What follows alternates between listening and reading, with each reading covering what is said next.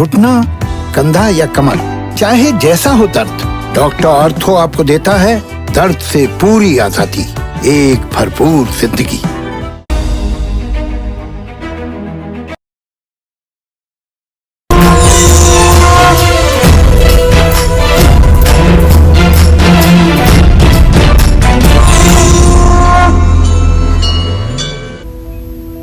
नमस्कार, बहुत बहुत स्वागत है आपका काल चक्र में। आपके साथ मैं हूं अभिलाषा पाठक और मेरे साथ हैं प्रश्न कुंडली विशेषज्ञ पंडित सुरेश पांडे जी। पंडित जी, बहुत बहुत स्वागत है आपका। धन्यवाद। पैरों में छिपी है कल की बात, पैरों में छिपे हैं कई राज, पैरों में छिपा हुआ है आपका भविष्य। देखिए काल चक्र। आपको ये सुनकर थोड़ा अजीब लग रहा होगा, लेकिन ये बिल्कुल सच और सही है। आपके पैरों में आपके भविष्य के कई राज छिपे हुए हैं। आप अपने पैरों की बनावट से अपने आने वाले कल के बारे में जान सकते हैं। पैरों की बनावट आपके नेचर, फ्यूचर और आपके करियर के बारे में भी बहुत कुछ बयां करती है। तो क्या है आपके पैरों से आपकी किस्मत का कनेक्शन, साथ ही पैरों से जुड़ी बुरी आदतें और पैरों की साफ सफाई से बरती गई लापरवाही कैसे आपको मुसीबत में भी डाल सकती है, ये आज हम कालचक्र में पंडित जी से जानेंगे। इसलिए इस इंटरेस्टिंग टॉपिक को विस्तार से जानने और समझने के लिए ध्यान से देखिए आज का कालचक्र। तो पंडित जी, आज का टॉपिक तो बहुत ही इंटरेस्टिंग है, रोचक है और महत्वपूर्ण भी है। तो सबसे पहले हमारे दर्शकों को यही बताएं कि जो पैरों की बनावट है उससे किसी व्यक्ति के स्वभाव और उसके भविष्य के बारे में कैसे पता लगाया जा सकता है? देखो, सच बात तो ये है कि मनुष्य के शारीरिक संरचना के आधार पर उसके जीवन की बहुत सी बातें पता चल जाती हैं, जैसे रोग, इम्यूनिटी, सोच। बहुत सी ऐसी बातें हैं जो मनुष्य के शारीरिक संरचना से पता चल जाती है। इसी क्रम में पैरों के बारे में आज हम बात करेंगे जी। जिन लोगों के पैर काफी बीच में उठे हुए होते हैं, ऐसे लोग घूमने फिरने के शौकीन होते हैं। जिस व्यक्ति के पैर बीच में काफ़ी उठे हुए होते हैं, ऐसे व्यक्ति घूमने फिरने के काफ़ी शौकीन होते हैं। और जिस व्यक्ति के पैरों में नसें ना दिखाई देती हों, ऐसे लोगों को जीवन में कभी पैसों की तंगी होती ही नहीं है। खास करके अगर महिलाओं के पैर के पंजे में नसें ना दिखाई दें तो आंख बंद करके आप कह सकते हैं कि ये लक्ष्मी का दूसरा रूप है। और जिन लोगों के पैर के तलवे का रंग हल्का पीला हो, ऐसे लोगों का झुकाव भोग विलासिता की तरफ ज़्यादा होता है और ऐसे लोग स्वास्थ्य से भी कमज़ोर रहते हैं। लेकिन अगर तलवे का रंग बिल्कुल सफ़ेद हो तो ऐसा व्यक्ति दुराचारी व्यभिचारी होता है। और तलवे का रंग अगर कमल के फूल की तरह हो तो ऐसा व्यक्ति भगवान ही होता है या भगवान का ही अंश होता है। आपने बहुत कम लोगों का पैर ऐसा देखा होगा जिनके पैर के तलवे कमल के फूल के समान हो। मैंने देखा है। एक संत हैं छत्तीसगढ़ में, स्वामी अड़गड़ानंद। वो जब कभी अपना पैर उठाते हैं तो उनका पैर ऐसे लगता है जैसे कमल के फूल से इनके पैर को पेंट किया गया है। या तो श्री हरि विष्णु का पैर कमल के समान है। बहुत अच्छे संत हैं जिनके पैर ऐसे होते हैं, कुछ गृहस्थ भी होंगे जिनका पैर ऐसा होता है। लेकिन सफ़ेद तलवा होना दुराचार, व्यभिचार का लक्षण है। पैरों की उंगलियां अगर चिपकी हुई हों या बहुत पास पास हों, नाखून सुंदर हों, तो निश्चित रूप से ये शुभकारी होता है। और पैर का अंगूठा बहुत छोटा या बहुत बड़ा हो तो अशुभ होता है। पैर का अंगूठा अगर पैर से बाहर की तरफ मुड़ा हुआ हो और उसका बाहरी हिस्सा जो होता है वो कछुए के मुंह के आकार का हो, और ख़ास करके ये अगर पैर का निशान किसी महिला के पैर में हो तो इस ऐसी महिला का जीवन पूरा संघर्ष में और अभाव में व्यतीत होता है। और जिन महिलाओं के पैर का अंगूठा बेलनाकार, गोलाकार और नाखून स्पष्ट हो और नाखून की लंबाई भी अच्छी हो, ऐसी महिलाएं राजलक्ष्मी होती हैं और ये स्त्रियां पद्मिनी होती हैं। तो अगर आसपास में उंगलियां सटी हुई हैं, नाखून सुंदर हैं, एड़ियां साफ हैं, गोल हैं, तो ऐसे लोग भाग्य के धनी होते हैं। ऐसे लोग जिस कुल में जन्म लेते हैं उसका भी विकास होता है, जिस कुल से संबंध बनता है उसका भी विकास होता है, इसमें कोई संशय नहीं करना चाहिए। पैर से जुड़े बहुत से आज ऐसे रहस्य हैं जिन्हें मैं आपको बताना चाहूँगा, अपने जीवन के अनुभव को आपसे साझा करना चाहूँगा। इसलिए आज का ये कार्यक्रम आपके लिए देखना महत्वपूर्ण है, क्योंकि आप भी विवाह के लिए लड़का देखने के लिए, विवाह के लिए लड़की देखने के लिए जाते हैं, तो बिना बताए आप कैसे सब कुछ जान जाएंगे, ये आपके लिए आज की जानकारी काफ़ी फायदेमंद साबित होगी। तो पैरों से कैसे जुड़ा हुआ है आपका किस्मत कनेक्शन, ये तो हम जानेंगे। साथ ही कॉलर हमारे साथ जुड़ रहे हैं, कालचक्र दर्शक कल्पेश है हमारे साथ पुणे से। स्वागत है कल्पेश जी, पूछिए अपना प्रश्न। पंडित जी प्रणाम। हाँ, सदा सुखी रहिए। लॉकडाउन की वजह से मेरा जॉब अभी छूट गया है, तो दूसरा जॉब कब मिलेगा? मेरा देखिए, ऐसा है कल्पेश जी, आप कितने साल के हैं? 49। हाँ, तो मैं आपको बता दूं, कभी भी आपकी नौकरी मिलने में नवंबर तक का समय लग सकता है। नवंबर के पहले अभी नौकरी होती हुई दिखाई नहीं दे रही है। आपको नौकरी अगर जल्दी पाना है तो आप बुधवार के दिन एक सफ़ेद रंग का झंडा, उसमें बीच में लाल रंग से ओम लिखवा दीजिए और उसे पीपल के पेड़ में बुधवार को बांध दीजिए और राम रक्षा स्तोत्र का अब रोज पाठ करना शुरू कर दीजिए। बहुत जल्दी आपकी आजीविका हो जाएगी। पंडित जी, अभी थोड़ी देर पहले आपने पैरों की संरचना के बारे में बताया, पैरों के टेक्सचर, शेप, उनसे काफ़ी कुछ पता चल जाता है। अगर हम ये देखें कि कुछ लोगों के तलवे बड़े कोमल होते हैं, साफ होते हैं, साथ ही पैर की उंगलियों में लेकिन उनके गैप है, और अंगूठे की बगल की उंगली लंबी होती है, तो कहा जाता है कि उससे भी स्वभाव के बारे में बहुत कुछ पता चलता है। कुछ बताएं इस बारे में। देखो, पैर के अंगूठे के पास वाली उंगली अगर अंगूठे से लंबी होगी तो ये कैसा होगा, ये जानना सबके लिए महत्वपूर्ण है। तो मैं बताना चाहूँगा कि पैर के बगल में जो इंडेक्स फिंगर पैर की होती है, पैर के जिनका पैर का तलवा पहले कोमल है जान लीजिए या मुलायम है जान लीजिए, तो ऐसे लोग निश्चित रूप से बहुत ही सहृदय और संवेदनशील होते हैं। ऐसे लोग सहृदय और संवेदनशील होते हैं, इनका भाग्य मजबूत होता है। ऐसे लोगों को बिना ज़्यादा मेहनत किए सारी दुनिया की सुख सुविधाएं मिलती हैं। मुश्किल आए भी तो कुछ समय में हालत ठीक हो जाते हैं। और जिन लोगों के पैरों की उंगलियां दूर दूर रहती हैं, छितराई हुई रहती हैं, उनके जीवन में बहुत संघर्ष होता है।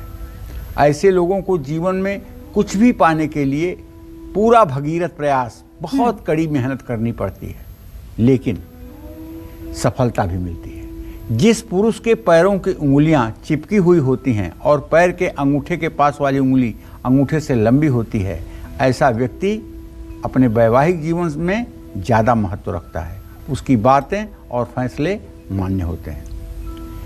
अगर पैर के बगल वाली उंगली बड़ी है तो आपकी जीवन संगिनी आपको बहुत प्यार करेगी, और अगर ऐसा किसी महिला के पैर में है तो उसका जीवन साथी उसे बहुत प्यार करेगा। ऐसे लोग बहुत ऊर्जावान होते हैं, लेकिन इस उंगली का बहुत ज़्यादा बड़ी होना शुभ संकेत नहीं है। ये दुराचार को प्रदर्शित करता है। बहुत बड़ी नहीं होना, 5 mm तक बड़ी हो सकती है, लेकिन ये कहिए कि 1 सेंटीमीटर बड़ी हो जाए, 1.5 सेंटीमीटर बड़ी हो जाए तो ये फिर तो अनर्थकारी है, फिर ये अच्छा नहीं है। इस बात का भी ध्यान रखना चाहिए। लेकिन ये आपके हाथ में नहीं है कि इसे आप छोटा कर लें या बड़ा कर लें। ये तो भगवान द्वारा बनाई गई चीज़ है, और ख़ास करके ये वंशानुक्रम के आधार पर ज़्यादा निर्माण इसका होता है। पैर की बनावट, पैर की संरचना या तो माता के पैरों के आकार पे होती है या तो पिता के पैरों के आकार पर होती है। तो इसलिए बहुत कुछ चीज़ें तो देश, काल और परिस्थिति के ऊपर आधारित करती हैं, और ये वंशानुक्रम के ऊपर आधारित है। शरीर की शारीरिक संरचना ये वंशानुक्रम के आधार पर ज़्यादा महत्व रखता है। चलिए, और अब हमारे साथ एक कॉलर जुड़ रही हैं, उनको शामिल कर लेते हैं। जलंधर से हमारे साथ जुड़ रही हैं। जी, स्वागत है आपका, नाम बताइए और प्रश्न पूछ लीजिए। पंडित जी प्रणाम। सदा सुखी रहिए। पंडित जी, मेरा नाम दमनजीत कौर है। मेरी जन्म की तारीख है 29 जुलाई 2002। स्थान है इंदौर मालवा, और समय है रात को 12:20, सोमवार का दिन। जी पंडित जी, मेरे 2 प्रश्न हैं। पहला तो ये कि मैं विदेश जाना चाहती हूँ, तो उसके लिए मतलब कब तक समय आएगा और कुछ आप उपाय बता सकते हैं? दूसरा प्रश्न मेरा ये है, मेरे माता और पिता में बहुत ज्यादा मतभेद रहती है, तो कृपया आप इसके लिए भी कुछ उपाय बताएं ताकि। चलो, पहले प्रश्न का उत्तर तो ये है कि 2022 के अंत में या 2023 के शुरुआत में तुम्हारी विदेश यात्रा जरूर हो जाएगी, इसमें कोई दो राय नहीं है, सिर्फ प्रयास करो। अगर कोरोना काल न होता तो शायद आपका और पहले जाने का संयोग बन जाता। अभी तो आप 19 साल की हो रही हो, 21 साल की उम्र तक आपको विदेश चले जाना है और वहाँ जाकर के सेटल्ड भी होना है। जहाँ तक आपने अपने माता पिता के बारे में प्रश्न पूछा है, तो मैं बताऊँ, इन लोगों के अंदर बुराई कुछ नहीं है। इन लोगों के अंदर बहसबाजी की आदत है। बिना बहस के ये लोग नहीं रह सकते। ये दूसरे के प्रति बेवफा नहीं है, ये दूसरे के प्रति दुश्मन नहीं है, लेकिन ये दोनों ही कानून करने वाले लोग हैं। आप अपनी माता जी से कहिए कि बुधवार के दिन एक हरे रंग का टी शर्ट या हरे रंग का कोई कपड़ा जो आपके पिताजी धारण कर सकें, उसे आपके पिताजी को गिफ्ट कर दें। और आपके पिताजी को चाहिए कि एक सोने की अंगूठी अपने पत्नी को बृहस्पतिवार के दिन अनाम की उंगली में धारण करवा दें। इससे दोनों के बीच का सामंजस्य काफ़ी हद तक ठीक होगा। जय मां विंध्यवासिनी। और आइए अब अपने विषय पर आते हैं। पैरों में कई राज छुपे हुए हैं। पंडित जी कहते हैं विवाह में भी पहले लोग सिर्फ पैर देखकर ही लड़की को चुन लिया करते थे। कुछ महिलाओं के पैरों की नस नजर आती है एड़ी में, और दूसरी तरफ अगर उनके अंगूठे की जो बगल की उंगली है, इंडेक्स फिंगर है, वो लंबी है, तो इससे उनके आने वाले भविष्य के बारे में क्या पता लगता है? देखो, आपने बहुत बार ये बात सुना होगा कि वो बहू आई, उसका पैर अच्छा है, उसका पौरा अच्छा है, उसका पौरा खराब है, वो जब से आई तब से बर्बादी होने लगी, पौरा खराब है, पौरा अच्छा है, ये आपने सुना होगा। पाँव अच्छे हैं, पाँव खराब हैं, ठीक है। और यहाँ दिल्ली में और पंजाब में, हरियाणा में, राजस्थान में जब कुंडली बनती है तो लोग ये पूछना नहीं भूलते हैं, पंडित जी पाया किसका है?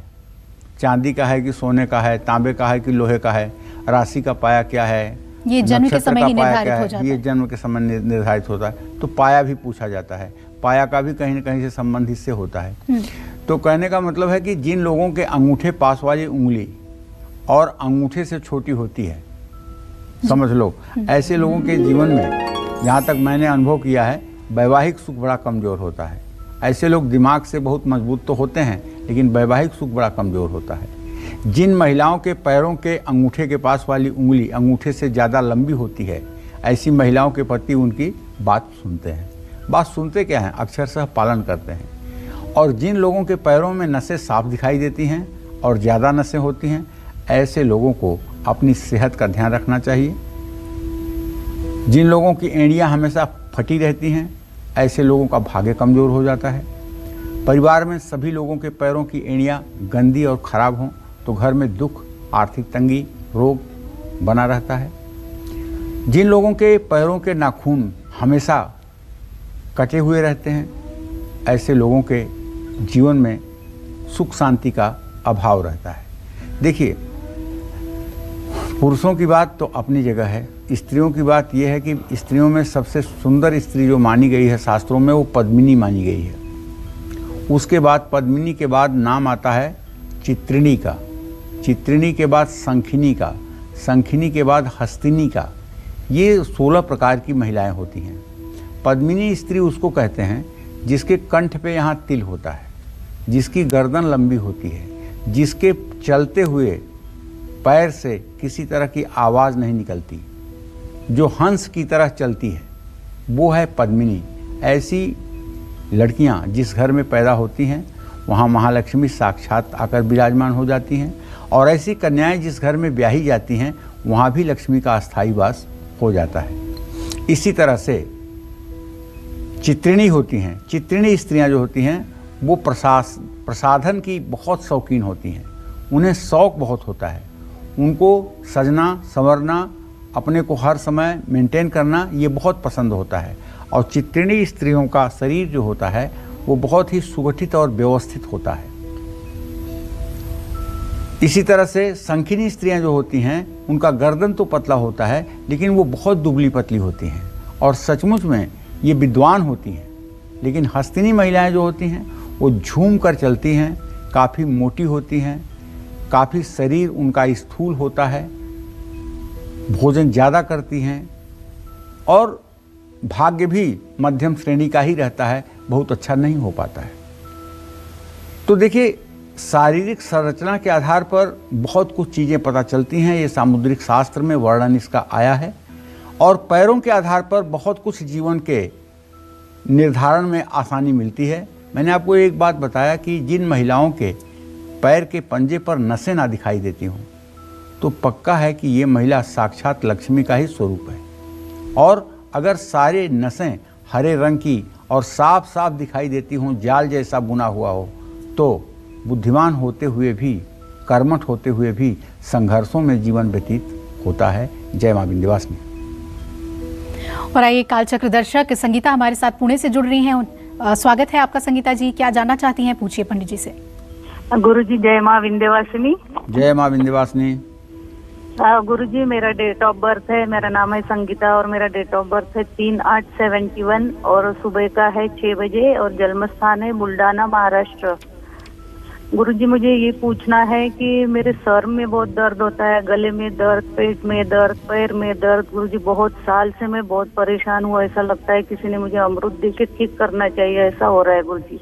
हॉस्पिटल भी हो गए, बहुत सारा ये हो गया, लेकिन कुछ फर्क ही नहीं है। संगीता, तुमने जो प्रश्न किया बेटा, इसके आधार पर तुम्हारे रोग स्थान में प्रश्नकाल में सूर्य बना हुआ है और इसका स्वामी है चंद्रमा, जो शुक्र के साथ है। पहली बात तो मैं बताऊं कि आपका रोग जो है वो कहीं ना कहीं एलर्जी से संबंधित है।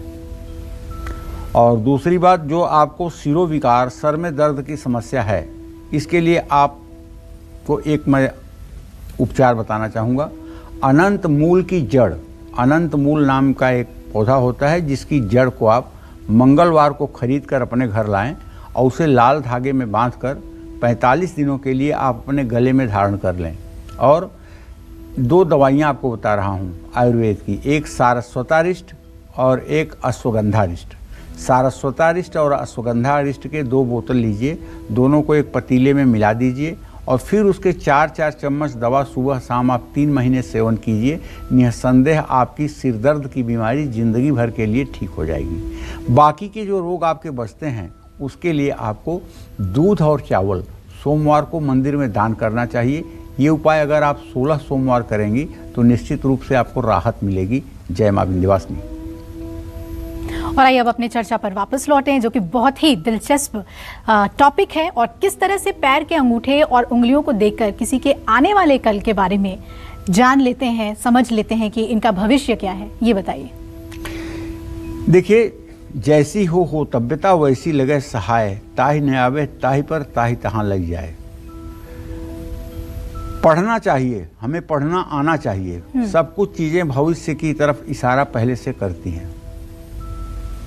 जीव जंतु से लेकर के प्रकृति तक जी, वायुमंडल से लेकर के आकाश तक आने वाली घटनाओं का संकेत करते हैं। ये बात दूसरी है कि हम समझ नहीं पाते हैं। जिन लोगों के पैरों की सभी उंगलियां लगभग एक समान होती हैं, ऐसे लोग सुलझे हुए स्वभाव के होते हैं। ऐसे लोग हर फैसला बहुत सोच समझ कर लेते हैं। ऐसे लोगों पर आसानी से भरोसा किया जा सकता है। और जिन लोगों के पैर का अंगूठा और उसके बाद की 2 उंगलियां एक बराबर होती हैं, ऐसे लोग सभी के साथ मिलजुल कर रहना पसंद करते हैं। जिन लोगों के पैर का अंगूठा और उसके बगल वाली दोनों उंगली बराबर होती हैं, ऐसे लोग बहुत मेहनती भी होते हैं। लेकिन देखा गया है कि ऐसे लोगों का भाग्य कभी कभी कमज़ोर होता है, क्योंकि अगर उंगलियां क्रमशः छोटी बड़ी हों तो शायद ये ज़्यादा कल्याणकारी शास्त्रों में माना गया है। जैसे अंगूठे के बगल वाली उंगली थोड़ी सी बड़ी होनी चाहिए और उसके बगल वाली उंगली उससे थोड़ी सी छोटी होनी चाहिए, उससे बगल वाली उससे थोड़ी सी छोटी होनी चाहिए और जो लास्ट वाली उंगली है उसे सबसे छोटी होनी चाहिए।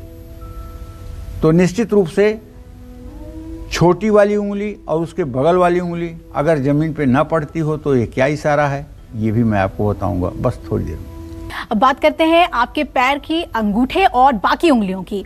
तो अगर आपके पैर का अंगूठा बड़ा और बाकी उंगलियों की लंबाई घटते हुए आकार में हो, या फिर पैर की सबसे छोटी उंगली बाहर की तरफ निकली हुई हो, तो आप कैसे इंसान हैं? आपको सफलता कब मिलेगी? जानते हैं पंडित जी से। बहुत ही ये इंटरेस्टिंग प्रश्न है और लगभग 90% लोगों के पैर में ये देखा गया है जी कि अंगूठे के बगल वाली उंगली थोड़ी सी बड़ी हो जाती है और उसके बाद की सारी उंगलियां निरंतर एक दूसरे से छोटी होती हुई चली जाती हैं। लेकिन 10% ऐसे लोगों के भी पैरों की संरचना देखी गई है जिनका अंगूठा और अंगूठे के बगल वाली उंगली एक बराबर होते हैं, या तो बगल वाली उंगली हल्की सी छोटी होती है और बाकी की सारी उंगलियां छोटी होती होती छोटी हो जाती हैं। तो जिन लोगों के पैर का अंगूठा बड़ा होता है, बाकी उंगलियों की लंबाई घटते हुए आकार में होती है, यानी बड़े से छोटे की तरफ, तो ऐसे लोग कम बोलने वाले होते हैं, अकेले रहना पसंद करते हैं और भावुक होते हैं। ऐसे लोग दूसरों पर अधिकार जमाते हैं। ये लोग अपनी बातें जल्दी किसी से शेयर नहीं करते हैं। जिन लोगों के पैर की सबसे छोटी उंगली बाहर की तरफ निकली हुई होती है, ऐसे लोगों को अपने तरीके से हर काम करना पसंद होता है। लेकिन एक बात जरूर कहना चाहूँगा, किसी के पैर को देखते समय आप टोकिएगा मत, बहुत गलत हो जाएगा। पैर को देखिए तो आप ये ध्यान से देखिए कि अगर पैर की पांचों उंगलियां, अंगूठे सहित चारों उंगलियां अगर पूरा जमीन पर पड़ती हों, तो ऐसा व्यक्ति सदाचारी, पवित्र और भाग्यशाली होता है। अगर सिर्फ और सिर्फ 4 उंगलियां जमीन पे पड़ें और सबसे छोटी वाली उंगली जमीन पर ना पड़े, तो ऐसा व्यक्ति गुप्त पापी है। और अगर केवल 3 उंगलियां पृथ्वी पर पड़े और 2 उंगलियां बिल्कुल पृथ्वी पर ना पड़े, सबसे छोटी वाली, तो ऐसा व्यक्ति प्रगट पापी होता है। और इसके उपाय के लिए, अगर ये दुर्गुण है, अगर ऐसा भगवान के यहाँ से बन करके आप आए हैं, तो इसके अभिशाप से बचने के लिए चंद्रायण व्रत करना चाहिए। चंद्रायण व्रत कहते हैं, पहले दिन 1 ग्रास खाया जाता है, दूसरे दिन 2 ग्रास, तीसरे दिन 3 ग्रास 24 घंटे में, 15वें दिन 15 ग्रास भोजन किया जाता है और फिर 16वें दिन 14, 13, 12, अंत में 1 ग्रास पर आया जाता है। ये चंद्रायण व्रत है। हर पूर्व जन्म के हर प्रकार के प्रायश्चित्त का शमन करने वाला यह चंद्रायण व्रत निसंदेह मनुष्य के जीवन के पाप ताप को कम करके सौभाग्य का उदयकारी माना जाता है। बहुत ही महत्वपूर्ण बात आपने पंडित जी बताई। अगर आपके पैर के पंजे में गैप ज्यादा है तो इससे कई राज खुलते हैं, बताएंगे आपको। लेकिन उससे पहले एक कालचक्र दर्शक हमारे साथ जुड़ गए हैं, उन्हें कार्यक्रम में शामिल कर लेते हैं। स्वागत है आपका, पूछिए अपना प्रश्न। दीपक जी, पूछिए अपना प्रश्न। हाँ जी, हेलो। जरा जोर से बोलिए। हाँ जी, गुरुजी का नाम। हाँ, सुखी रहिए। हाँ जी गुरुजी, मैं अपने बारे में और मैं हस्बैंड के बारे में पूछना चाह रही हूँ। मेरे हस्बैंड की डेट ऑफ बर्थ है 3 अगस्त 1977, क्योंकि उनकी ना जॉब नहीं लग पा रही है, 4 महीने हो गए, मतलब लगती है छूट जाती है, पता नहीं क्या है। और गुरुजी, मैं गवर्नमेंट जॉब की तैयारी कर रही हूँ, आप मेरे बारे में भी बताइए कि लग जाएगी, हो जाएगा नहीं। मेरी आपका क्या नाम है? 17 जुलाई 1980। सुनीता। नाम क्या है आपका? सुनीता। सुनीता। सुनीता। हाँ जी। चलिए सुनीता जी, मैं सबसे पहले आपको बताता हूँ आपके पति के नौकरी के बारे में। आपके पति भाव का स्वामी सूर्य है, उसे दशम भाव का स्वामी शुक्र है। सूर्य और शुक्र की स्थिति तृतीय एकादश की बनी हुई है। आप बिल्कुल चिंता मत करिए, दिवाली के पहले आपके पति को नौकरी मिल जाएगी और ठीक नौकरी मिलेगी, जिससे जीवन की नैया पार हो जाएगी। आप बिल्कुल चिंता मत करिए। अगर आप उनके लिए कुछ कर सकती हैं तो सुबह शाम श्री सूक्तम के 16 मंत्रों का पाठ कर लिया करिए। कनक धारा स्त्रोत का भाव विभोर होकर सुबह शाम पाठ कर लिया करिए। महालक्ष्मी का आवाहन किया करिए। हे माँ महालक्ष्मी जगत जननी जगदम्बा, आप मेरे हृदय में निवास करो। ऐसे आप रोज कहा करिए। दुनिया के सामने मत कहना, नहीं तो लोग आपको ढोंगी मानेंगे। मन में कहना, मन से कहना, महालक्ष्मी से कहना कि हे माँ तुम मेरे हृदय में निवास करो, सदा सर्वदा तुम मेरे हृदय में निवास करो और मेरे जीवन में जो कुछ होना हो उसके लिए मेरे दिमाग में तुम मार्गदर्शन करो और सतत मैं तुम्हें याद कर पाऊँ, ऐसा मुझे आशीर्वाद दो। तो आपके पति की नौकरी तो हो जाएगी दिवाली के पहले पक्का। लेकिन जहाँ तक आपने अपने सरकारी नौकरी के बारे में प्रश्न पूछा है तो आपके 10वें भाव का स्वामी बुध और वो व्यय भाव में बैठा हुआ है। टीचर की नौकरी मिलते मिलते नहीं मिलेगी, माने कुल मिला के एक सरकारी नौकरी का योग नहीं है। अगर चाहती हो सरकारी नौकरी हो जाए तो 100 ग्राम भीमसेनी कपूर 5 बुधवार किसी मंदिर में आरती के लिए अवश्य दीजिए दान, और बुधवार के दिन किसी गरीब मजदूर को हरी सब्जियां खरीद करके दीजिए। इससे भी आपको लाभ मिलेगा और हो सकता है जो 2% आपकी नौकरी नहीं लग पा रही है वो लग जाए। लेकिन हाँ, बहुत विश्वास करने वाली बात नहीं है कि लग ही जाएगा। उपाय कर लीजिए, लग गई तो बहुत अच्छी बात, ना लगना तो लिखा ही है। चलिए आगे बढ़ते हैं। और अगर आपके पैर के पंजे पतले हैं, आपके पैर की जो दूसरी और तीसरी उंगली है उसके बीच में ज्यादा गैप है, या फिर पैर के अंगूठे से तीसरी उंगली तिरछी होती है, तो क्या कहते हैं आपके सितारे? पंडित जी उनके बारे में बताएं। देखिए, बहुत ही महत्वपूर्ण टॉपिक है आपका, लेकिन आप अपने इस ज्ञान का ना तो प्रदर्शन करेंगे और ना ही किसी की जिंदगी में ऐसा बोलेंगे जिससे कि उसकी जिंदगी में जहर घुल जाए। जानकारी होना अच्छी बात है, लेकिन किसी बात को जब आपसे पूछा जाए तभी आपको उस पर राय देनी चाहिए। बेवजह रायचंद और अपने ज्ञान को प्रदर्शित करने के लिए किसी के जीवन में जहर नहीं घोलना चाहिए, क्योंकि जो कुछ पैरों की बनावट है भगवान ने बनाया है वो व्यक्ति क्या कर सकता है। जिसके पैर की बनावट खराब है उसका दोष क्या है? ये बनावट तो भगवान की है, और भगवान की बनावट को अगर आप कोस रहे हैं तो आप कैसे इंसान हैं, खुद आप अपने आप को सोचिए। तो जिन लोगों के पैर के अंगूठे से तीसरी उंगली थोड़ी सी तिरछी होती है, ऐसे लोग हर काम बहुत प्लानिंग के साथ करते हैं। जिन लोगों के पैर में छोटी उंगली बाकी उंगलियों से आसानी से अलग नहीं होती है, ऐसे लोगों को ज़्यादा बदलाव पसंद नहीं होता है, लेकिन अच्छे साथी होते हैं। जिन लोगों की दूसरी और तीसरी उंगली के बीच गैप होता है, ऐसे लोग कार्य क्षेत्र में ज़्यादा इमोशनल नहीं होते हैं, लेकिन पर्सनल लाइफ में सबसे ज़्यादा इमोशन इन्हीं में पाया जाता है। जिन लोगों के पैरों के पंजे पतले होते हैं, ऐसे लोग दूसरों के लिए प्रोत्साहन बनते हैं। निसंदेह पतले पंजे वाले लोग बहुत ज़्यादा कर्मठ, तेज तर्रार और जुझारू होते हैं, लेकिन इनकी इम्यून पावर जो है कमज़ोर होती है और ये लोग भोजन बहुत कम करते हैं।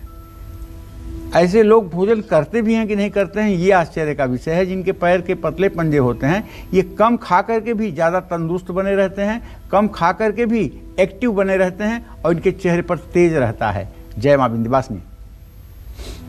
तो पंडित जी अब हमारे दर्शकों को ये भी बताएं कि पैर की सबसे जो छोटी उंगली की बनावट है, अगर वो किस तरीके से हमारे नेचर को प्रदर्शित करती है और फ्यूचर कैसा होगा?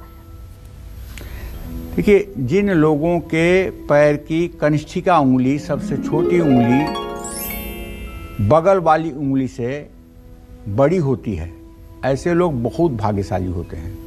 पैरों की सबसे छोटी उंगली और उसके बगल वाली उंगली एक बराबर होती है, ऐसे लोग अपने बच्चों से बहुत सुख पाते हैं। पैर की छोटी उंगली के पास वाली उंगली अगर पैर की मध्यमा उंगली से ज़्यादा छोटी हो तो ऐसे लोगों को स्त्री सुख कम मिलता है। कहने का कुल मिलाकर मतलब ये है कि जो सबसे छोटी वाली उंगली है वो थोड़ी सी अगर लंबाई लिए हुए हो और ज़मीन पर पड़ती हो तो ये भाग्यशाली होने का लक्षण है। बहुत छोटी हो, उसका केवल अगला नाखून वाला हिस्सा ज़मीन पर पड़ता हो, बाकी उंगली बिल्कुल ज़मीन पे ना पड़ती हो, तो ये संघर्ष से सब कुछ प्राप्त होने का संकेत है। जय माँ विंध्यवासिनी। पंडित जी आपने पैरों और तलवे से लेकर अंगूठे, उंगलियां, उनकी संरचना के बारे में बता दिया, स्वभाव कैसा हो सकता है, भविष्य कैसा हो सकता है। लेकिन क्या ऐसा भी हो सकता है कि अगर कोई परेशानी पैरों की संरचना में ही है तो पैरों के ख्याल से केयर करके हम भाग्य को बेहतर कर सकें? कैसे पैरों का ख्याल रखना चाहिए? ठीक बात है। देखो, दो प्रकार की खराबी होती है, एक तो ईश्वर प्रदत्त और एक प्रकृति प्रदत्त। ईश्वर प्रदत्त परेशानी ये होती है कि पैर पेट में से ही कैसा है। किसी बच्चे का टेढ़ा पैर होता है, बचपन से जन्मजात टेढ़ा होता है, और कोई पैदा होने के बाद, चोट चपेट लगने के बाद, एक्सीडेंट होने के बाद, दुर्घटना होने के बाद विकृत हो जाता है जी। तो ऐसे में क्या आप लोग ये जानना पसंद करेंगे कि ये जो पैर का अंगूठा है या उंगलियां हैं या इनकी जो वक्र स्थिति है, ये किस तरफ इशारा करती हैं, इनका किस तरफ संकेत है? तो ऐसे में मैं बताना चाहूँगा आप लोगों को कि देखिए, पैर का जो अंगूठा है, ये महिलाओं के पैर का अंगूठा अगर गोलाकार है तो उनका पति राजा के समान होता है, और पुरुषों का अंगूठा अगर गोला है तो ऐसे लोग विद्वान और बुद्धिजीवी होते हैं। तो क्या आप लोग अपने पैरों की साफ सफाई करते हैं? क्या आप लोगों का पैर धोने का तरीका सही है? किसी भी व्यक्ति के पैर उसके भाग्य और दुर्भाग्य का संकेत देते हैं। जब भी बाहर से घर आएं, अपने पैर जरूर धोएं, लेकिन मंदिर से आने पर पैर नहीं धोना चाहिए। मंदिर से आने पर उसी पैर से घर में टहलना चाहिए। मंदिर से आने के बाद पैर तुरंत नहीं धोना चाहिए, और कहीं से आए तो पैर जरूर धोएं। इससे आपके घर में बाहर की नेगेटिविटी नहीं आएगी।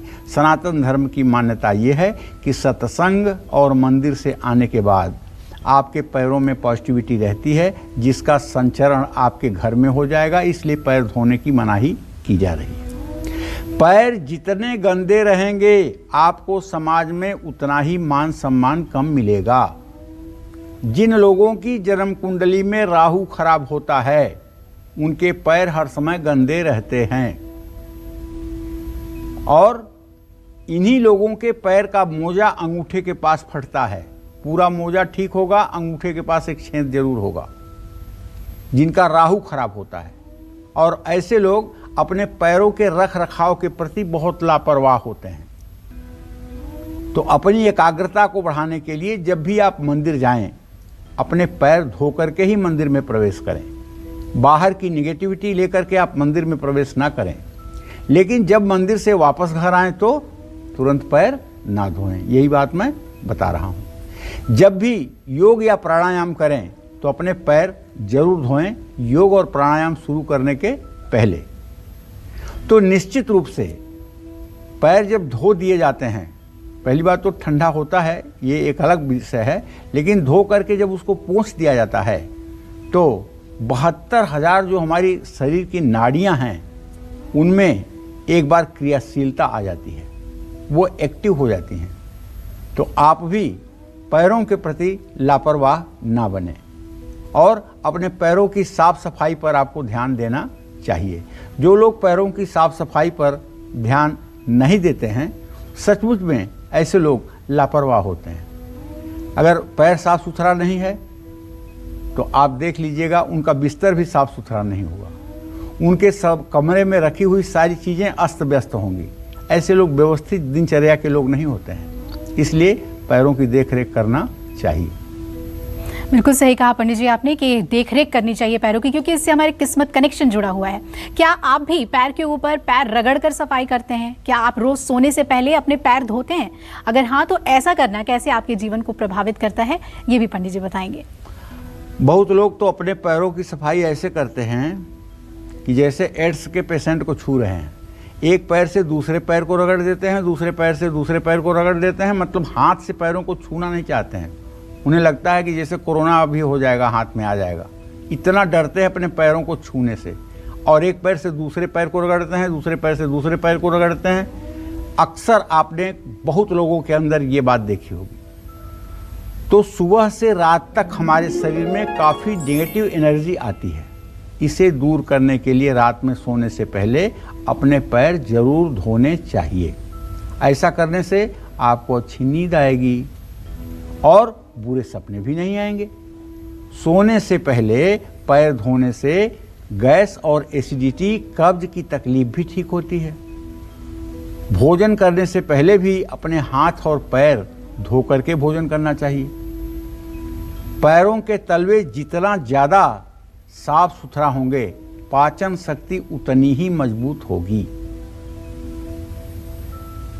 शरीर की 72,000 नाड़ियां पैर के तलवे से संबंध रखती हैं और एक्यूप्रेशर का कोई विद्वान व्यक्ति अगर होगा तो आपके शरीर के चाहे जो रोग हो वो पैर के नीचे के पॉइंट दबा करके आपको ठीक कर लेता है।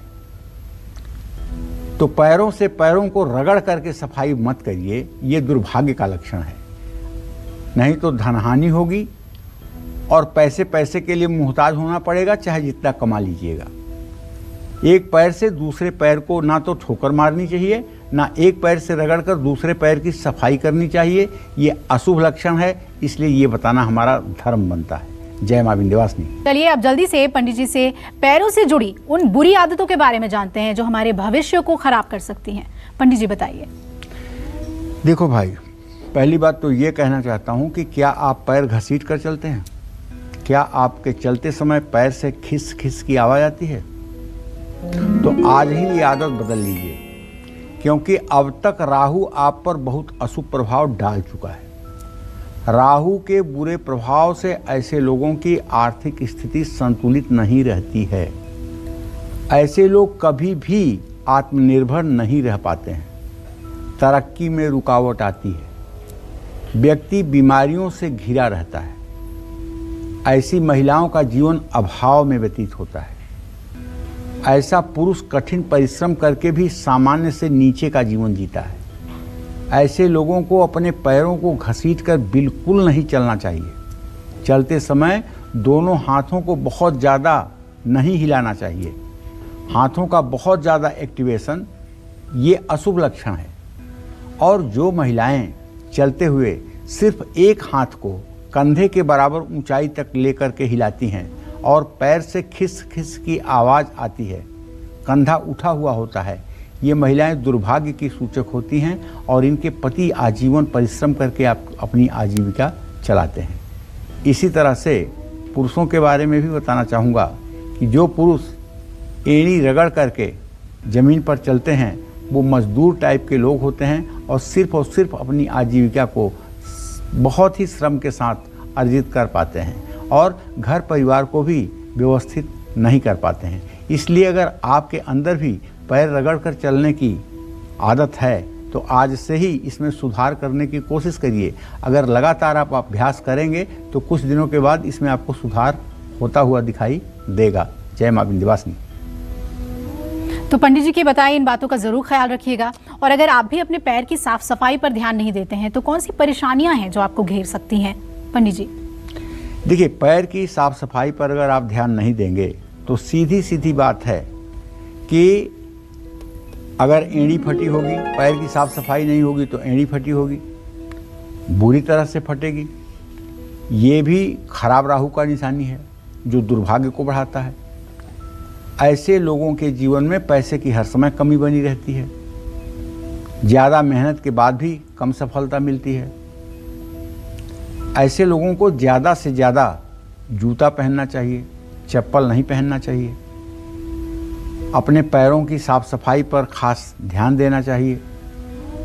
ऐसे लोगों को भगवान शिव पार्वती की पूजा करनी चाहिए।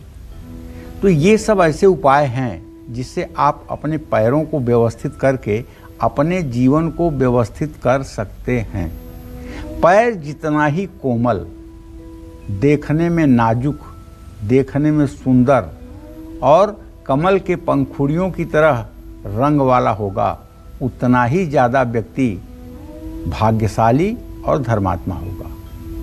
हम लोगों के ज़माने में एक फिल्म आई थी, उसमें ट्रेन में चलती हुई हीरोइन के पैर को देख करके हीरो कहता है कि इन पैरों को ज़मीन पर मत उतारना, नहीं तो गंदे हो जाएंगे। तो कहने का आशय ये है कि पैर की बनावट से व्यक्ति के बारे में यह पता लगाया जा सकता है कि इसका आने वाला फ्यूचर कैसा होगा। जय मां विंध्यवासिनी।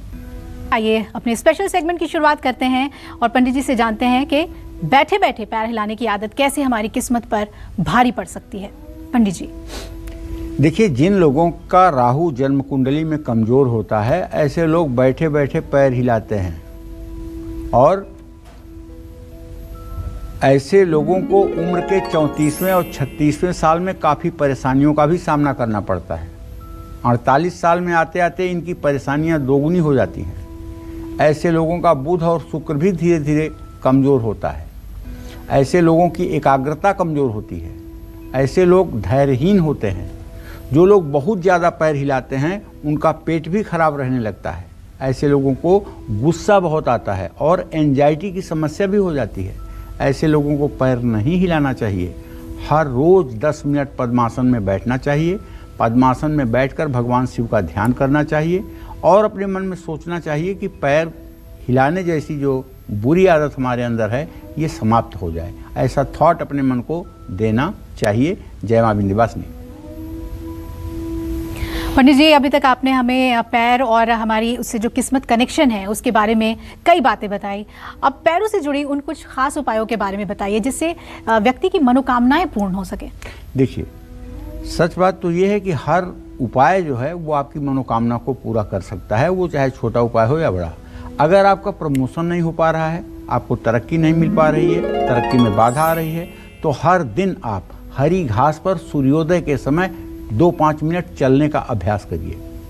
शनि के शुभ प्रभाव को पाने के लिए नंगे पैर मंदिर जाइए। जिस व्यक्ति की कुंडली के 6ठे भाव में शुक्र हो, उसकी पत्नी को नंगे पैर जमीन पर नहीं रखने चाहिए। जिन लोगों का शुक्र कमजोर होगा वो चलते समय अपने पैर खोलकर और बाहर की ओर करके चलेंगे।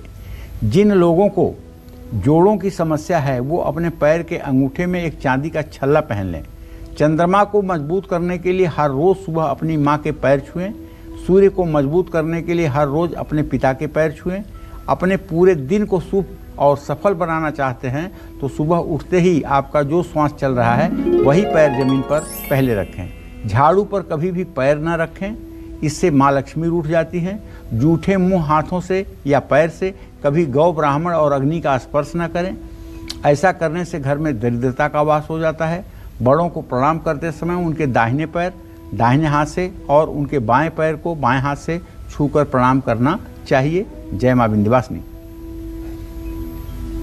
पंडित जी, आज आपने बहुत ही रोचक विषय पर हमें जानकारी दी और इतनी खास बातें बताई कि इसका हमारे दर्शक जरूर पालन करेंगे, उन उपायों पर ध्यान देंगे। बहुत बहुत धन्यवाद आपका। धन्यवाद।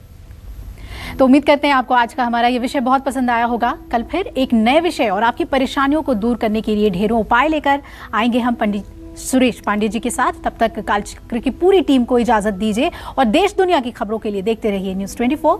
नमस्कार। खास जड़ी बूटियों से बना पेट सफा आयुर्वेदिक चूर्ण आज ही ले आएं। पेट सफा पहली रात से ही असर दिखाता है और इसकी आदत भी नहीं पड़ती। पेट सफा हर रोग दफा।